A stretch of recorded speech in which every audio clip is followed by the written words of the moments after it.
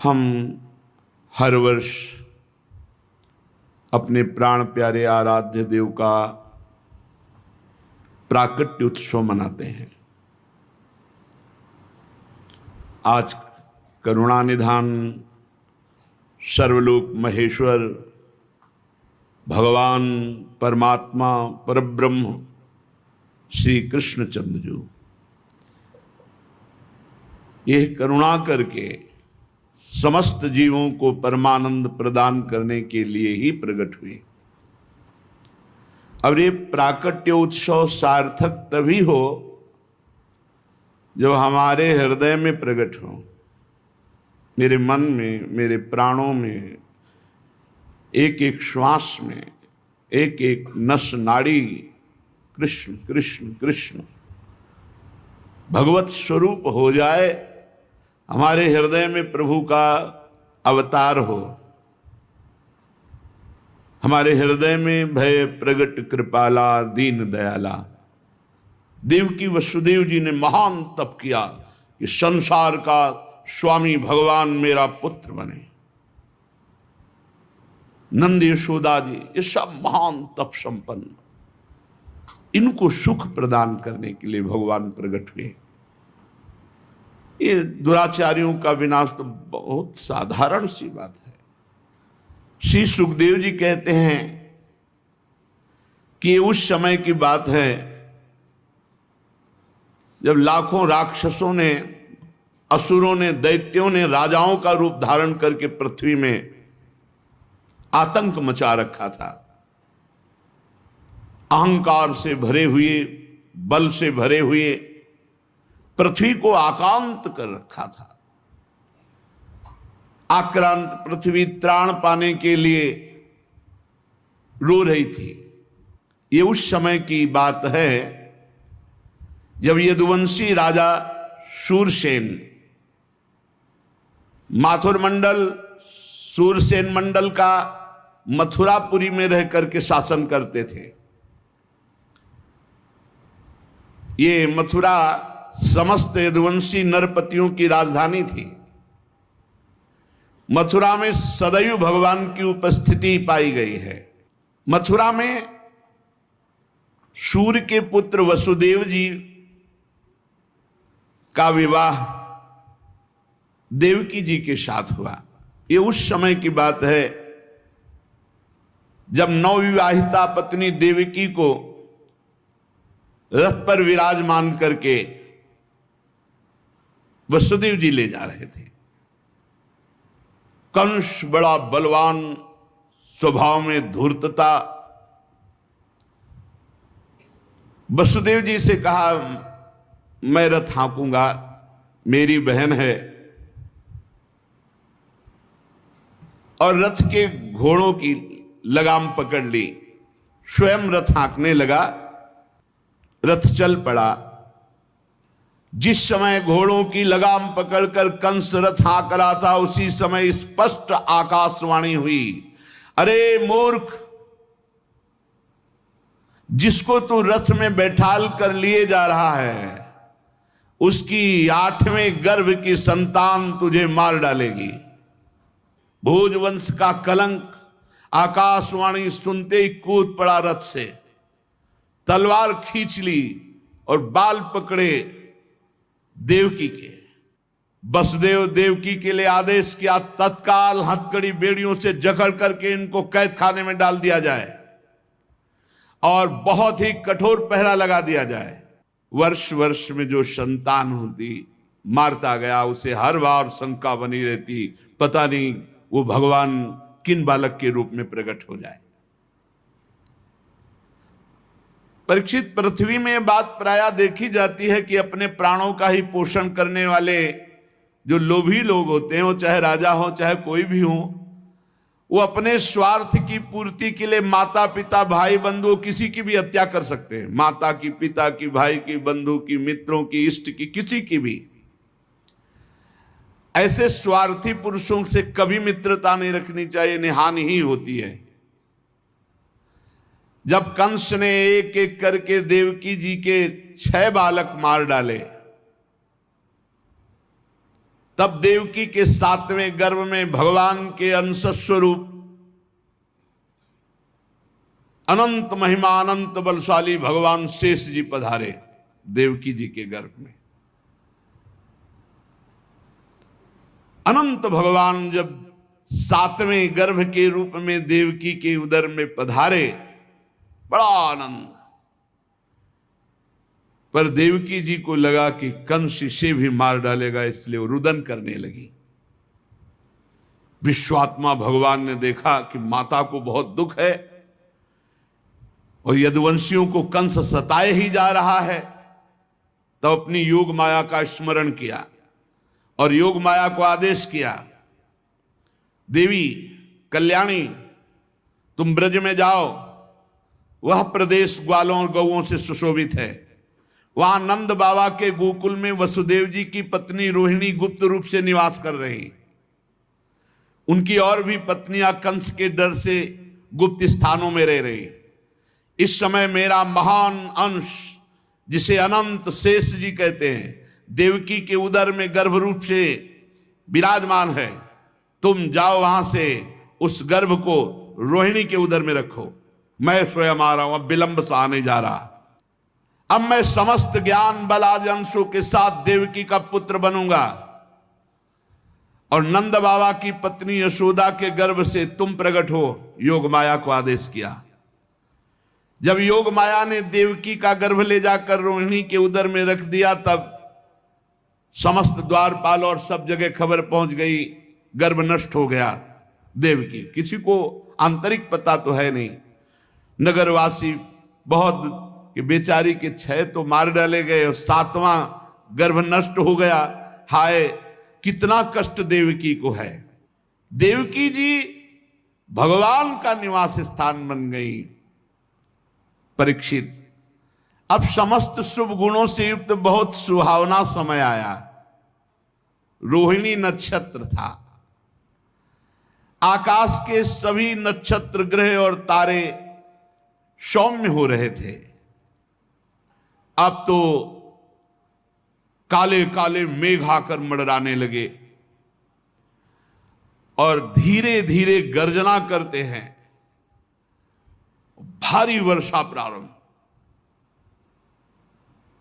जन्म मृत्यु के चक्र से छुड़ाने वाले जनार्दन भगवान का अवतार समय निशीत रात के 12 बजे। उसी समय सबके हृदय में विराजमान भगवान देवरूपिणी देवकी के सामने प्रकट हुए। श्री भगवान ने कहा, देवी स्वयंभू मनवंतर में जब तुम्हारा पहला जन्म हुआ था, उस समय तुम्हारा नाम था प्रश्नी और ये वसुदेव श्रुतपा नाम के प्रजापति थे। तुम दोनों के हृदय में बड़े ही शुद्ध भाव थे। जब ब्रह्मा जी ने तुम दोनों को संतान उत्पन्न करने की आज्ञा दी, तब तुम लोगों ने इंद्रियों का दमन करके उत्कृष्ट तपस्या की। तुम दोनों ने वर्षा, वायु, घाम, शीत, उष्ण आदि काल के विभिन्न गुणों को सहन किया और प्राणायाम के द्वारा अपने मन के मल को धो डाला। तुम दोनों ने सूखे पत्ते खाकर फिर हवा पीकर केवल तपस्या की। अभीष्ट वर प्राप्त करने की इच्छा से मेरी आराधना की। कितना कठिन तप। मुझ में चित्त लगाकर ऐसा परम दुष्कर घोर तप करते हुए देवताओं के 12,000 वर्ष व्यतीत हो गए। पुण्यमयी देवी, उस समय मैं तुम दोनों पर प्रसन्न हुआ, क्योंकि तुम दोनों तपस्या, श्रद्धा, प्रेममयी भक्ति से अपने हृदय में नित्य निरंतर मेरी भावना की थी।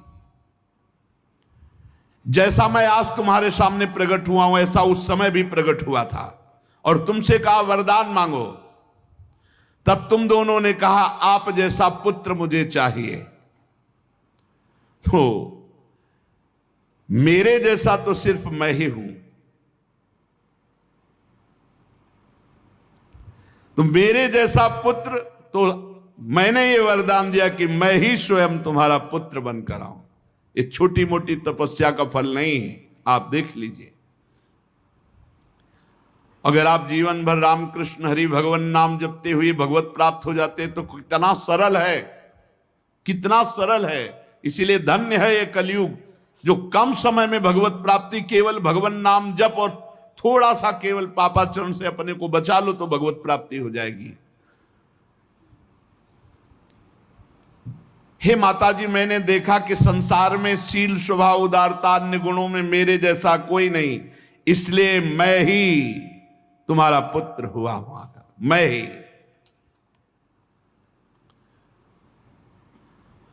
प्रश्न गर्भ से, वामन रूप से, और इस समय तुम देवकी वसुदेव हुए वासुदेव के रूप से। एक बार मैं वचन बोलता हूं, उसे 3 बार पूरा करता हूं। यह भगवान का नियम।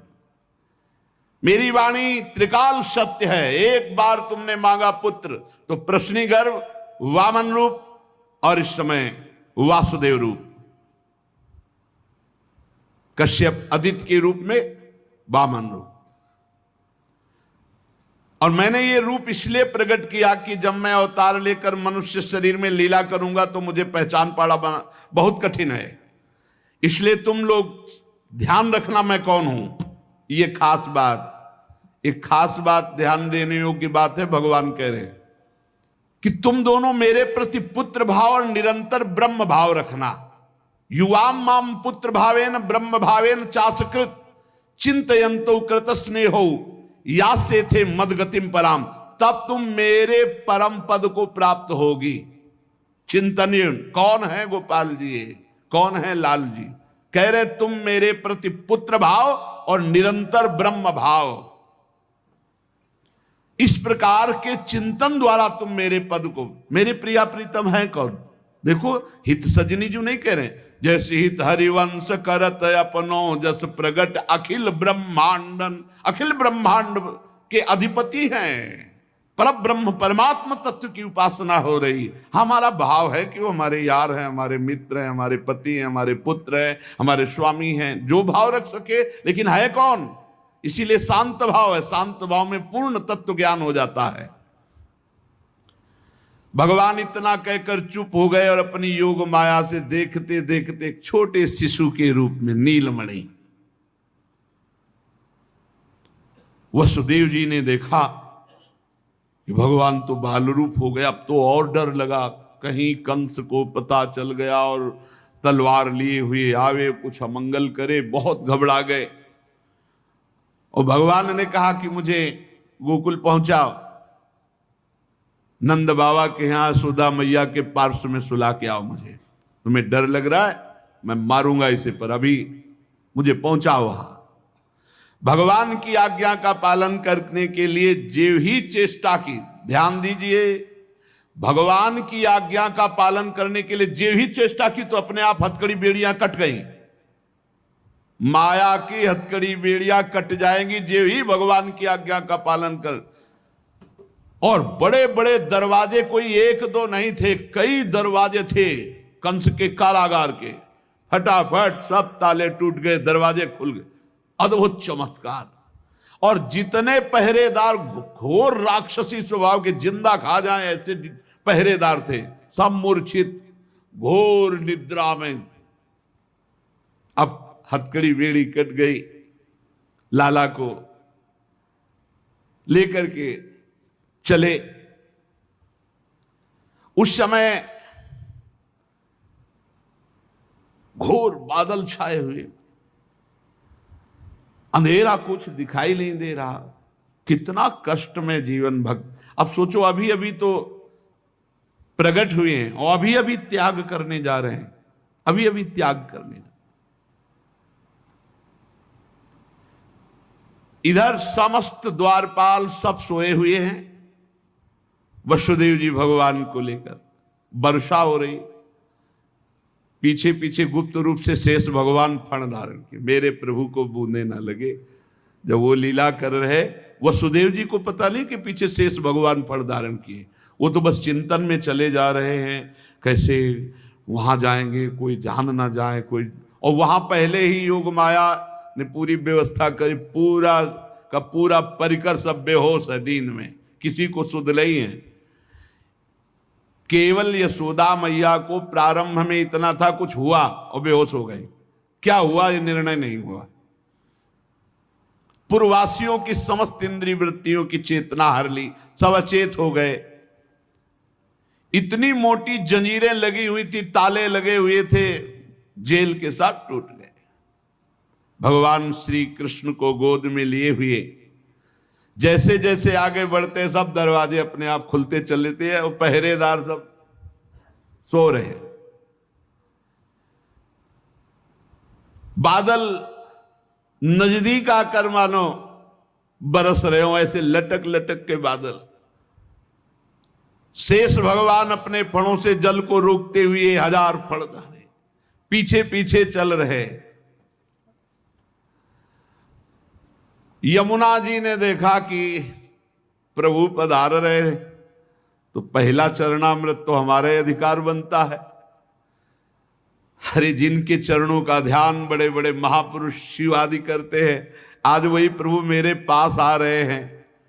आनंद में भर गई यमुना जी और उफान।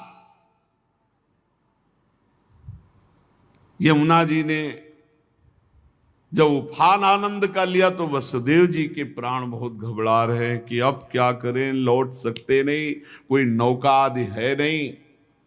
चलो प्रभु ने आज्ञा करी है तो वही देखेंगे।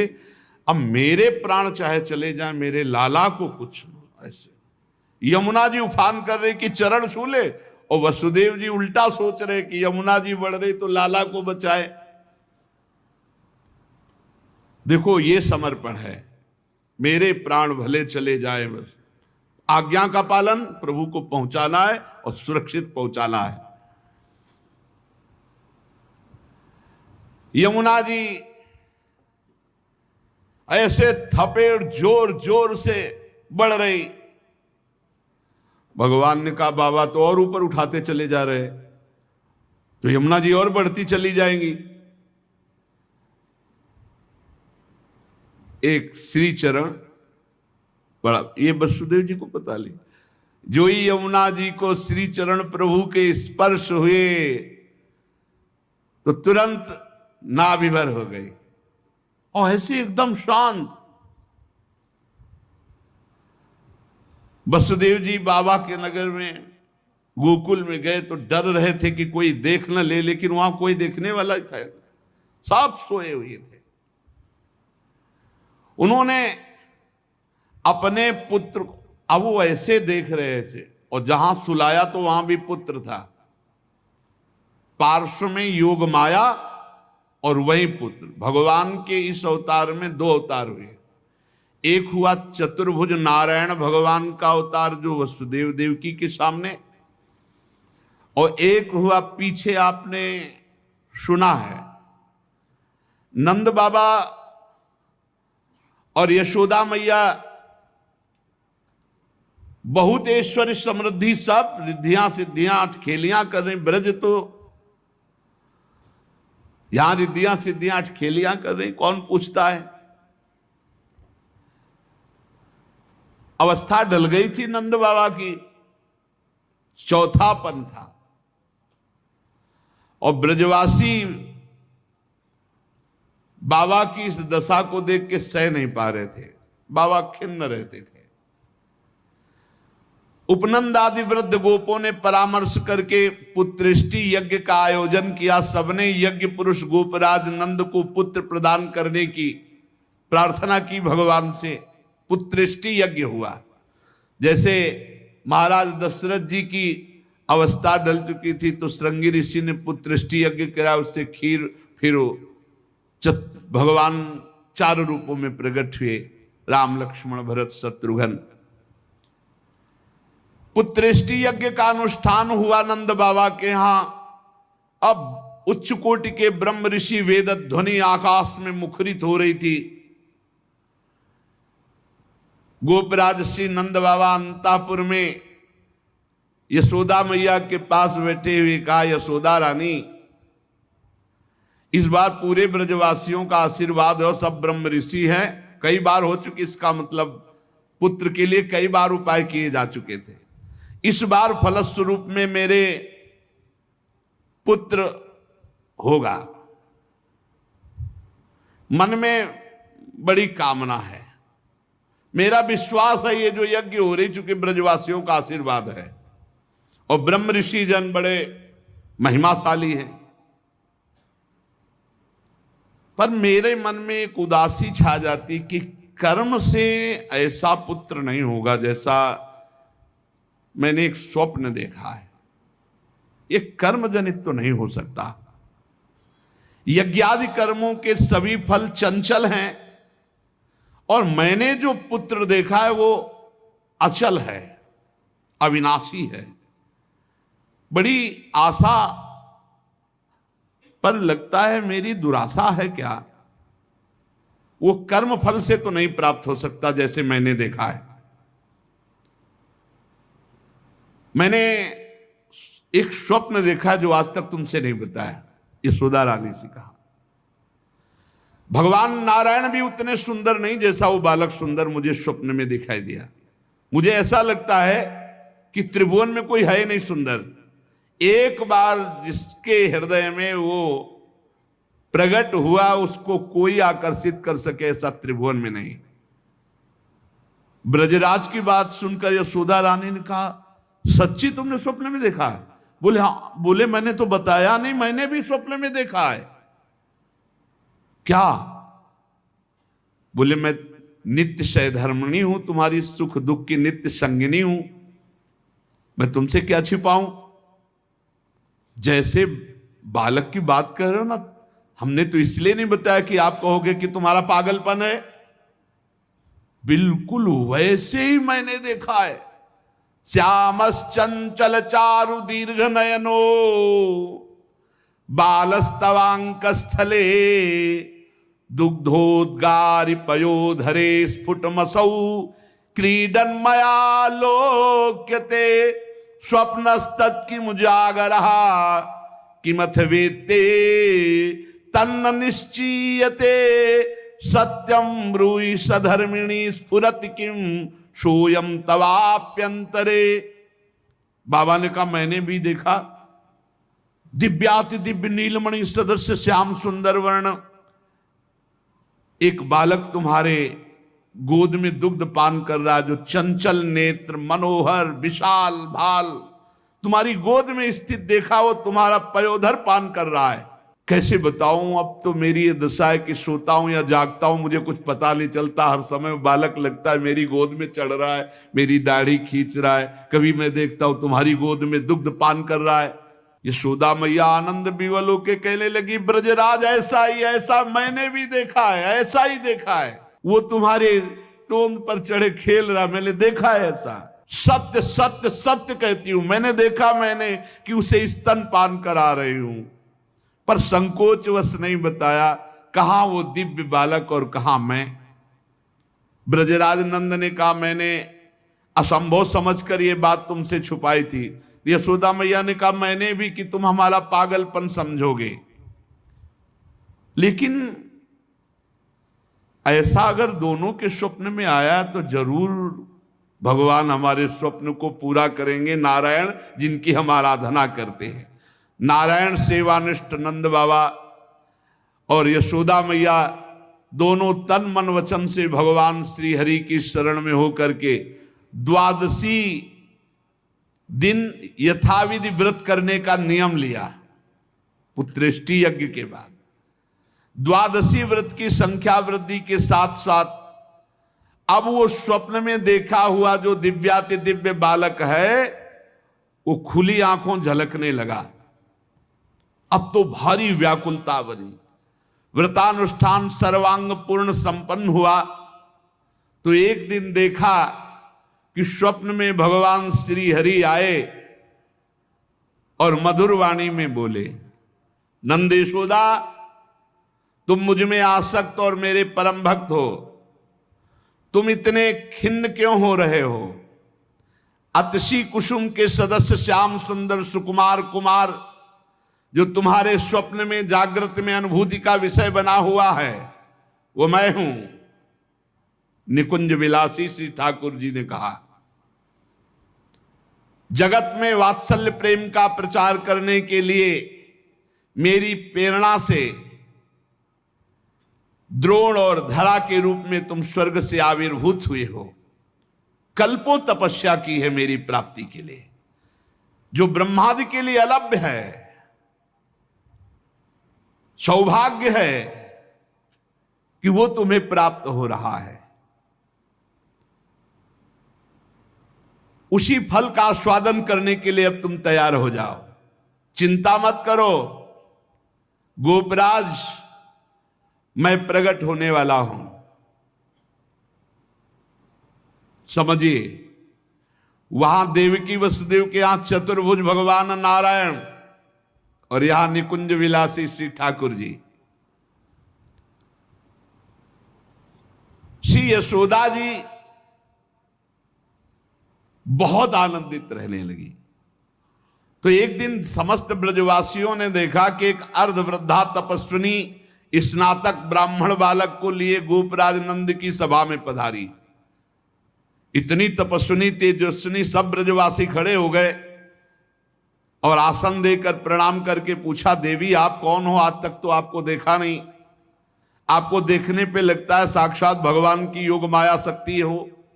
ये बालक कौन है? नारद मुनि जैसा दिखाई देता है। आप परम हम ब्रजवासियों का कल्याण करने के लिए पधारी हो। गोपराज के सभासदों की बात सुनकर तपस्विनी ने मुस्कुराकर कहा, मेरा नाम पौर्णमासी है, मैं महान तपस्विनी और दैवज्ञा हूं, तीनों काल का मुझे ज्ञान है। और ये जो बालक है, तुमने कहा नारद जी जैसा, इसका नाम मधुमंगल है। ये बालक स्नातक है, इसका दर्शन करके नारद जी का स्मरण होना उचित ही है। ये संपूर्ण वृत्ति नारद जी वाली ही रखता है। तपस्विनी की बात सुनकर गोपराज सभा के सदस्यों ने हाथ जोड़कर पूछा, देवी हम आपकी सेवा करने योग्य बिल्कुल ही नहीं है, इस पर भी आपने हम लोगों पर महती कृपा की। मेरी कुछ समझ में नहीं आ रहा कि आप यहां क्यों पधारी। तो उन्होंने कहा, तुम लोगों को पता नहीं, एक अनिर्वचनीय महासौभाग्य उपस्थित होने वाला है, इसलिए मैं यहां आई हूं। सबके पूछने पर पौर्णमासी ने बताया, तुम लोगों के प्राणाधिक प्रीतम गोपराज नंद के यहां एक पुत्र होने वाला है, जो अखिल जगत को आनंद सिंधु में निमग्न कर देने वाला होगा। पौर्णमासी की बात सुनकर सभी परमानंद में उल्लसित पुलकित गदगद वाणी से कहने लगे, देवी आपके शुभागमन से हमारा ये ब्रज जो है महान तीर्थ हो गया। आपके लिए कृष्णांतिके यमुना जी के समीप हम एक पर्णशाला कुटी बना देते हैं। ये बात जब पौर्णमासी जी ने सुना तो उन्होंने कहा, ठीक ठीक, कृष्णांतिके अर्थात कृष्ण के समीप, ठीक तुम्हारी बात निकल गई। जो बालक होगा उसका नाम कृष्ण होगा।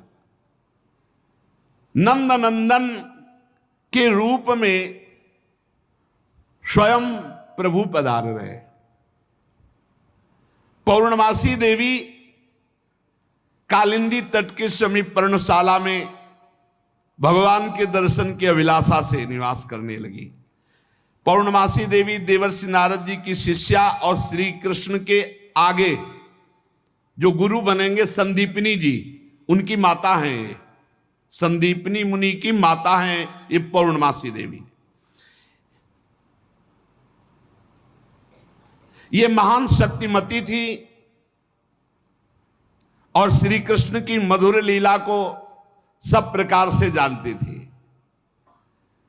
भगवान की लीला का आनंद बढ़ाने के लिए मस्खरे मनसुखा के रूप में वो मधुमंगल। तो भगवान का जो ऐश्वर्य में अवतार हुआ वो जेल में, और जो माधुर्य में अवतार हुआ ये नंद बाबा के यहां।